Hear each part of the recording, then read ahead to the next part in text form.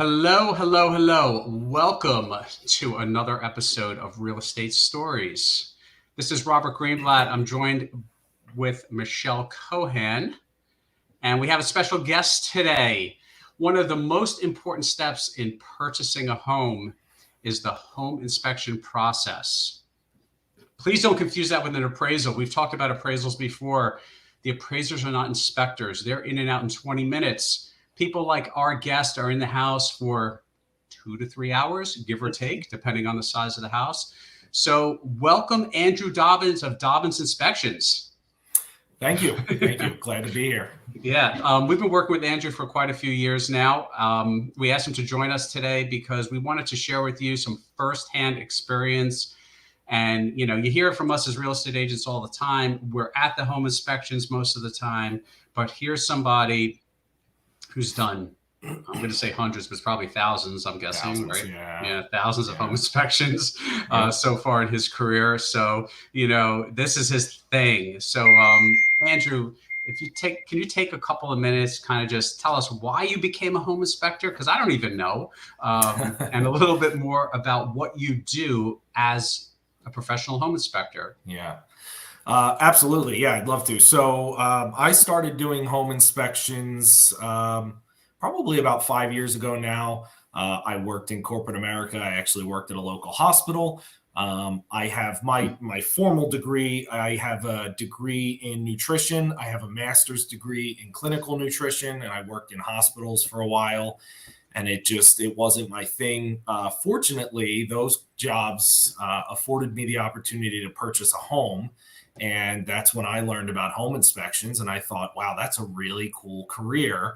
And it was actually a bug that I just couldn't get out of my mind. And I ended up going back to school, taking home inspection training, doing all the classes, going out and doing mentored inspections. And then I started my own company, and we've been very fortunate to have some, basically explosive growth, so much so that I now have two people on my team. My wife works with me, and my other inspector, Mike, who is awesome. And I'm actually in the process of working with another inspector now as well. So,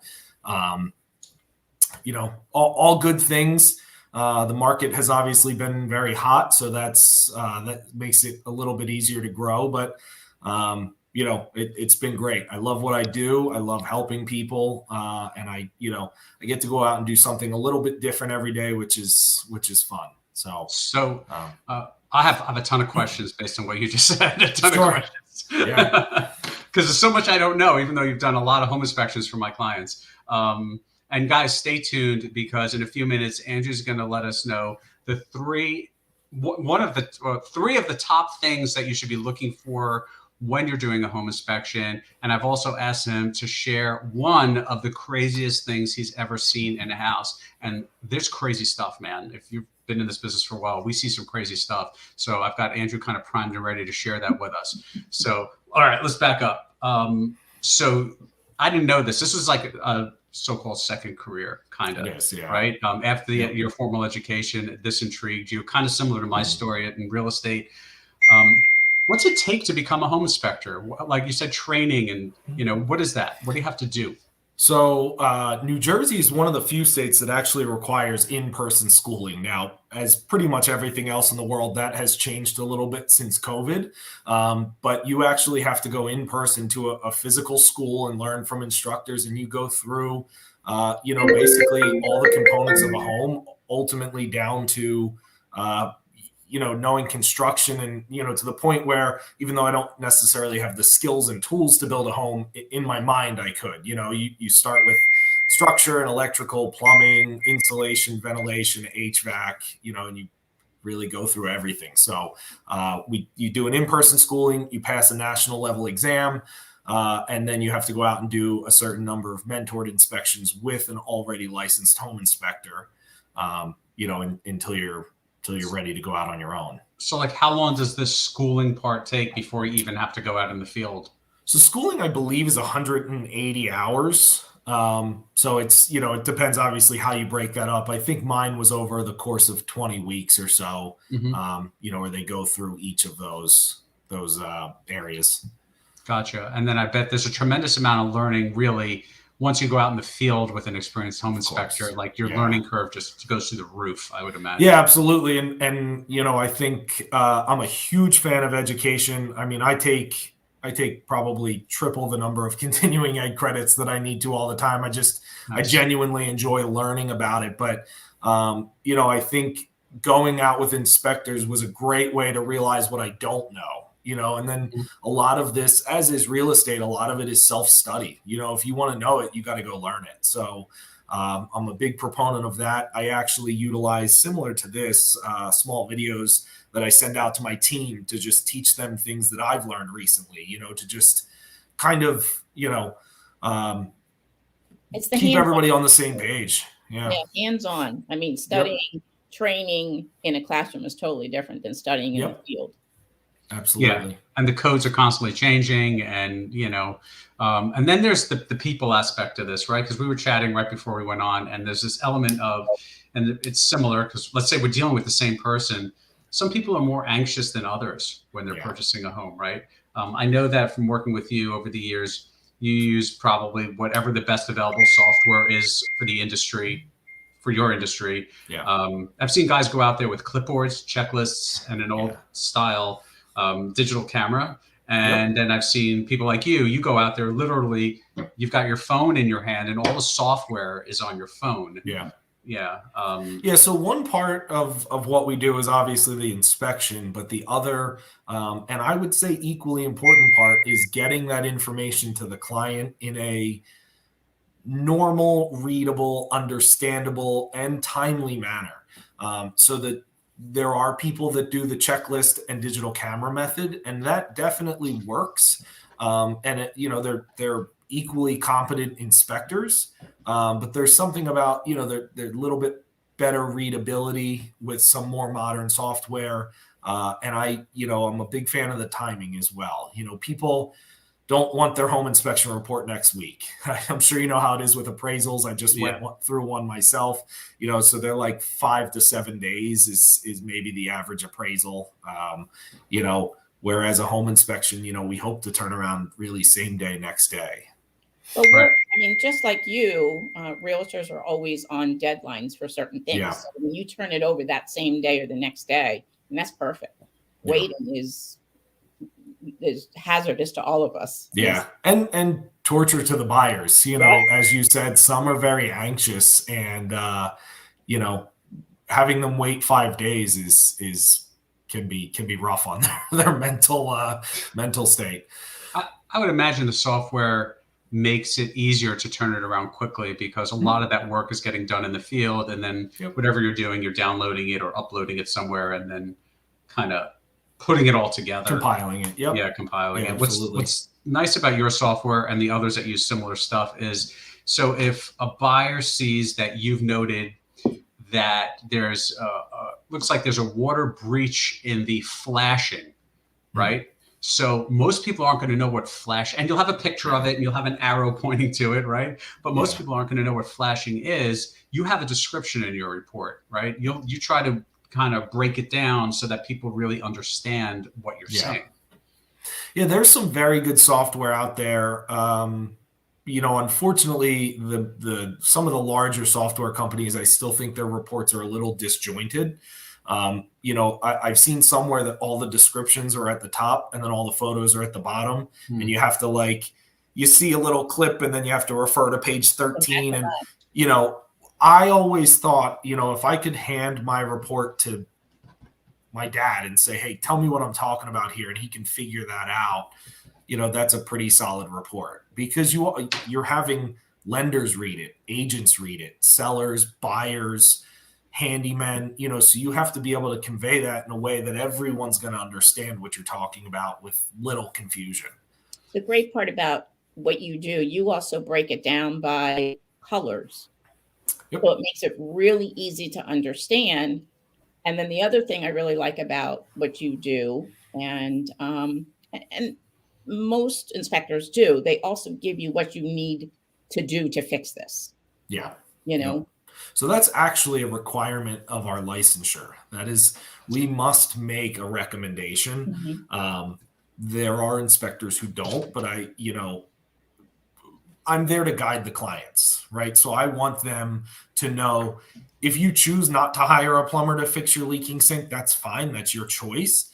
But the person you would call if you wanted this done correctly would be a plumber. So Right. I'm always going to make the recommendation to the correct profession. And then if you want to have, your uncle fix it, or if your dad used to be a plumber or whatever, that's fine.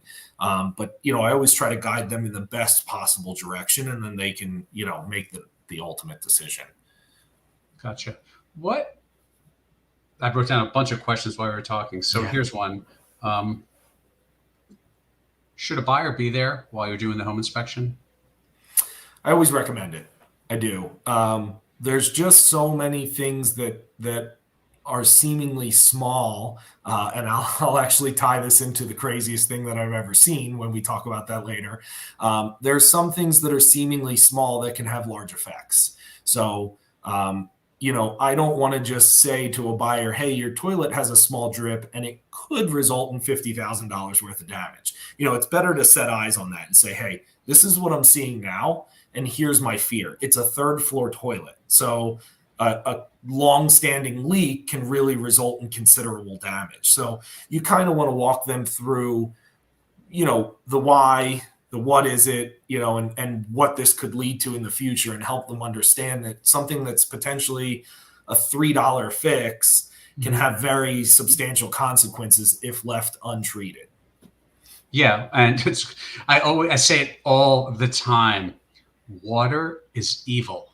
It's always, that's literally, I've been saying this for years. Yeah. It's literally always trying to go somewhere that we don't want it. Yep, absolutely. We're always trying to push it away and keep it out and channel it somewhere, whether it's within a pipe or coming from the outside. And it's so funny you say that, because I say something very similar all the time. One of my almost taglines at this point is, water will do what it wants to do, and you just have to deal with it. So, if people often ask me, how do I stop water from coming into my basement? Well, the truth is, in 90+% of the situations, you don't. You just figure out a way to collect it and put it back outside. I mean, that's really the ultimate solution. So, but yes, same page. So back to this concept of, should a buyer be there? I've always believed that a buyer should be there. Now, if it's two people buying the house and there's works conflicts, I say, well, one of you guys should be there with Andrew or whoever.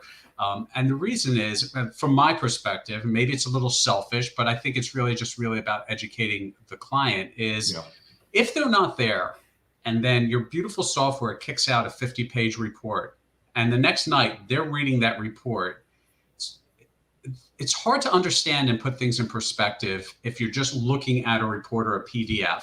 Yes. It's a lot easier, because what happens, what you usually do towards the end of the inspection is, even if the buyer isn't hanging over you asking a lot of questions, and sometimes they do, some are very curious, others kind of hang back, towards the end of your inspection, what you do is you kind of give a recap of the major points of what you found. Mm-hmm. And I know that when we work together, I always ask, because if I don't hear you mention something, I'll say, well, was the heater okay? And you may say, yep, everything checked out okay. It's about 7 years old, whatever it is, based on your findings. Mm-hmm. But you'll go through those more important items and then physically show it to the client, right? And kind of show them that, because on paper, something may look really scary, but when you show it to them in person, you can say, look, this is what it is. If a plumber or whoever does this, it's relatively easy fix. And that's, again, something that has almost become my motto is, I'm here to help people buy houses, right? So my goal is not a home inspection. If you think about, almost by definition is an entirely negative process. So you're just trying to find all the things that are wrong and all the bad points, and and then you put together a 50-page report of pure negativity and just everything stinks. That's not how I want to portray it. So while those things have to happen and those reports have to be generated and all that's great, sometimes I will say to my clients, think about everything else that's not home inspection related.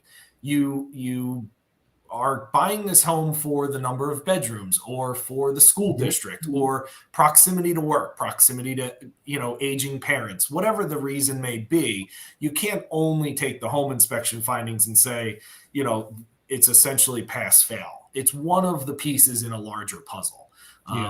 So, to each person and each home, it's going to be a varying size piece of the puzzle, but, most often you can't just consider that one thing. There's so many pieces that go into it. And that's what I think that you're able to portray to a client who attends the home inspection, is that there's some issues, there's solutions, and this is just one piece of the pie that has to be, kind of collectively considered.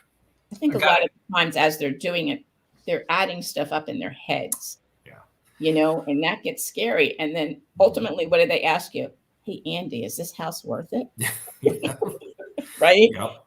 Yeah. And then, I mean, you have to be honest with them in a sense, but like you said, they have to look at each piece of that puzzle and know, is it the 4-bedroom? Is it this? Is it the geography? But there is an unforeseen cost to all of that. You can buy a smaller house that's in better condition, but maybe that doesn't meet your family's needs. So, I mean, there's, the home inspection is probably the most in your face, financially detrimental thing. As I guess maybe an appraisal could be as well, but those two things are talking money, and for most people, money talks very loudly. But I think there's a lot of different things to consider, and that's a lot of times I'll say, hey, why don't you discuss some of this with Robert, because he knows I only meet my clients for a few hours at a time, but if they have 4 kids, or if they're moving to get closer to mom and dad, or if they're trying to get out of a bad situation wherever they're at now. So some of those other things have to come into play, when you consider the home inspection as well. Yeah, and that's a really good point. And it also depends how the deal is structured.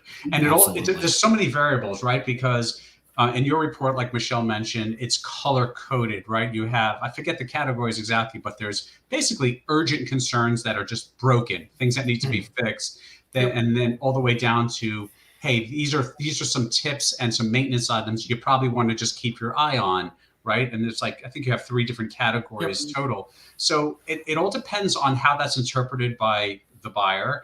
And then your categories don't necessarily line up not you, any home inspector. I'm not picking on you, but the categories of a home inspection don't necessarily line up exactly with the way a sales contract is written. So here's a great example that we see all the time. You may go through a house and the heater is 15 years old, and your professional opinion is that heater is getting very close to the end of its useful life. Statistically, it could last 5 more years, but it could be done tomorrow. So buyers could get really worried about that, but you checked it. It was working properly today. Well, the contract says just because something is old doesn't mean a seller has to replace it for the buyer, right? Yeah. But buyers get nervous, and that's where the education, from our standpoint as real estate agents, and educating a buyer, maybe putting a home warranty in there somehow, maybe getting the heater certified, asking the seller to have an HVAC contractor certified comes into play. So there's that. It's an anxiety-driven part of the process. Yeah. And in the last year and a half, almost 2 years now, what we've seen so many times in almost every transaction, it seems, is because of the competitive nature of real estate, buyers are either waiving inspections and making them for informational purposes only if they do it at all, or in their offers, they're putting, I kind of refer to it as a deductible. So they may say, hey, I want this house, but I want this house, and I'm not worried about any home inspection items that are if the home inspection items are under $5,000 in the opinion of a qualified contractor, I'm good. I'm not going to ask the seller for any repairs. We don't, as a team, we've talked about this. We seem to talk about it weekly, actually, in some scenario. But we definitely don't like to coach our clients to waive it completely. Yeah. If a client wants to be super aggressive on that front, at least put a dollar amount there, because even a nice, pretty home, a new home, or new or newer, you still could find a structural issue with the house, which could be 10, 20 grand to fix, something crazy, like stuff Sure. it just, you know, and there's, it happens. It happens. It happens. And, you know, here's the question though, the $1 million question, is there a perfect house? There's no perfect house. And to kind of, I think there was maybe a question in there about the contractual caps and stuff. I got to be honest, to some degree, I think my answer may surprise you and probably surprise a lot of other home inspectors, but I'm not that opposed to the contractual caps on repair requests because you don't want to get into a nickel and dime scenario over, you have to put it into perspective. So you're buying a house for $300,000 and you're asking the seller to fix a loose doorknob, right? And that's so right. So and we in the industry understand that that's a silly request, but to a home buyer that's under stress and spending a ton of money, that's like, they're like, well, I've had people say, I'm not going to buy a house if they don't replace that door or they don't, fix that cracked window. And I say, you're entitled to your opinion, but I just want you to consider what the cost of that would be and what the cost of this house is and what the cost of losing this house would be to you. Right. So, and I support my clients, as I know you guys do as well, in any decision they make, but I want to help them make the best decision for them. Right. So even walking away from this house and going and paying for another home inspection and another appraisal and another house is more than the cost of just fixing the window. So, let's see what we're looking at. And, but you're totally right. Waiving it completely is not the right answer in almost all circumstances. So, and I don't want to go down the rabbit hole, but of course it all depends on the value of the house too.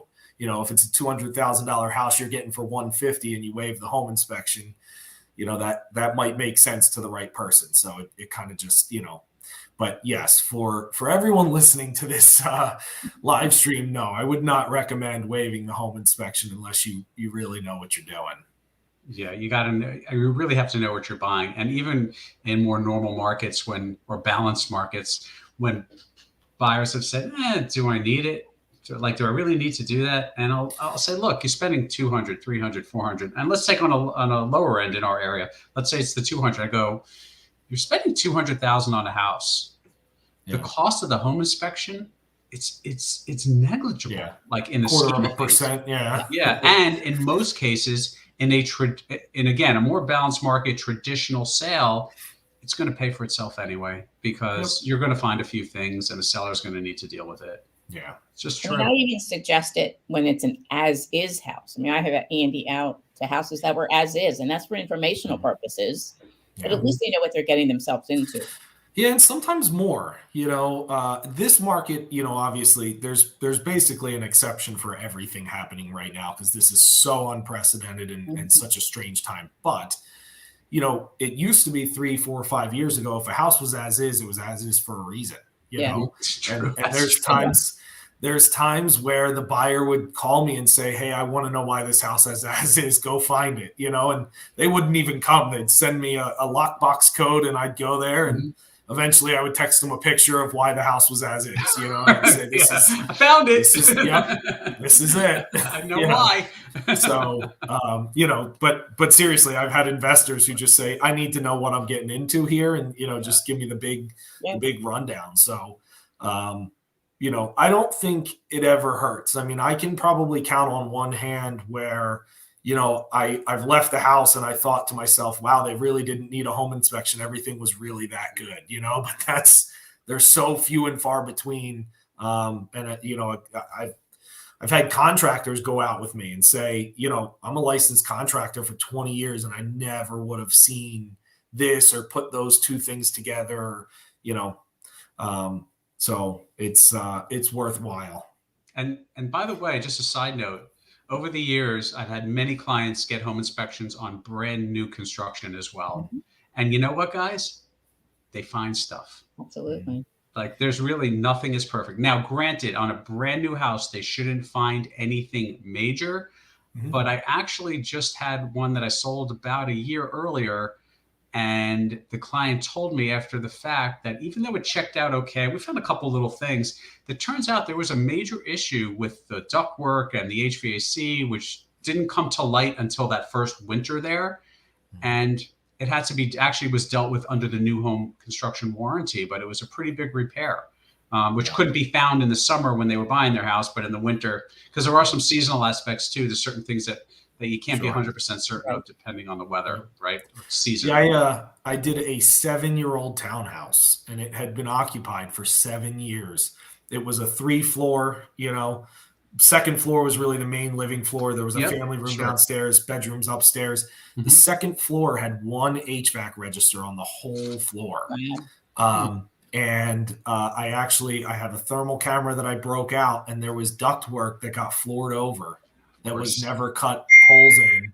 And I said, how did, I actually got in touch with the seller, and I said, have you noticed the second floor is colder in the winter and warmer in the summer? And they said, yeah, we always thought it was the direction of the sun, like the way the sun beat on the house. They don't know. Yeah. And they didn't know. Yeah. So they actually, my buyers had somebody come out and cut holes in the floor and install the registers. So everything was there, but it just, so you do get silly things like that. The guy that installed the floors is not the same guy that put the ductwork in. And they, sometimes things get overlooked. So I've seen that many times in flips. I've seen drywall covers, drywall and flooring covering ductwork that was unearthed during an inspection or was questioned during an inspection. All right, so let's move on.